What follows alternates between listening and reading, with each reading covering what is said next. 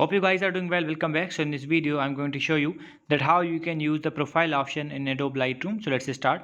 So first of all, what we have to do, we have to go to the Adobe Lightroom. So as you can see, the Adobe Lightroom is open now. Simply what we have to do, we have to go to this section and we have to choose the image, that which image you want to use. For example, I'm going to use this image, so I have choose this. And after choosing this, as you can see, has the edit option, so we have to click on the edit option. So let's click on the edit, and after clicking on the edit option, we need to go to the profile section. So we have to click on the profile, and after clicking on the profile, as you can see, some profiles are provided but those are paid. We will get those in the premium one, like the color.